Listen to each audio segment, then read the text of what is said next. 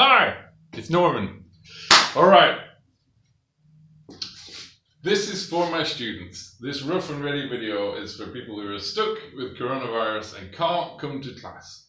So, what we're doing is we're going to do a painting using reds. Now that's a challenge, but we're going to get a head start by looking at the basic range of reds that you're likely to have and having a look at what they do. So, here's my chart.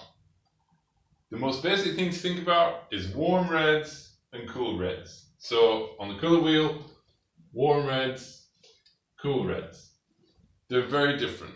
There are a few that are kind of medium. Let's get them out of the way. They're so rare and kind of very little used.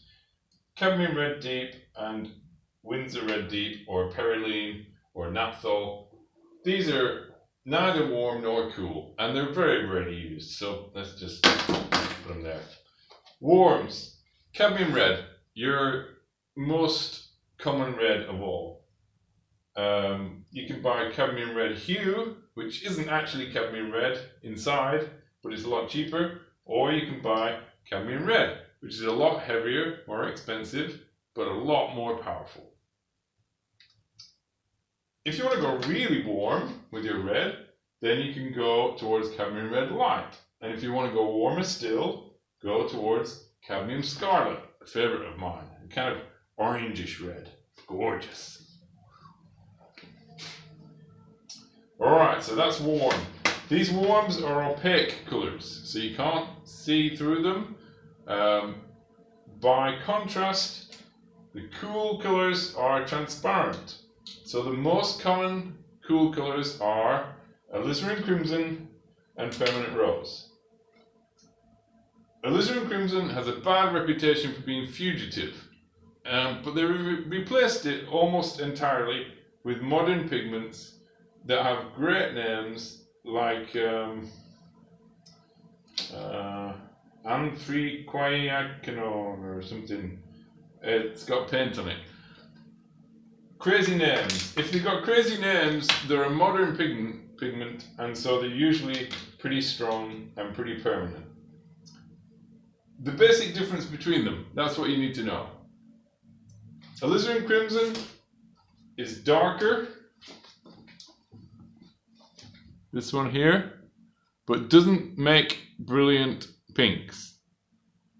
Permanent Rose is lighter, but does make brilliant pinks. That's the basic difference. So if you want a dark red, a cool red, that's going to make great blacks when you mix it with green, because it's dark, then choose Alizarin Crimson. If you want to make the most brilliant purples and pinks in the world, like these, choose Permanent Rose.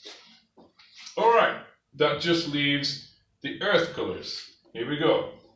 These are really similar. If you have any one of these, don't bother buying a replacement. They're cheap earth colours: Indian red, Venetian red, and light red. Here they are.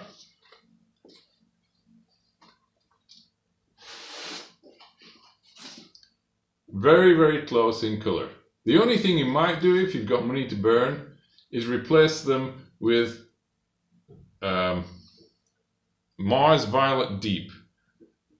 It's a more expensive pigment, but it's a bit darker, so it's good for making blacks. But that's the only thing you might do if you've got money to burn.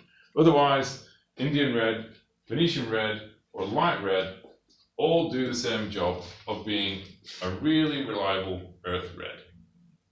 We're going to be in touch soon. We're going to give you some really great examples of paintings which use red in an interesting way, and then we'll get painting. See you soon.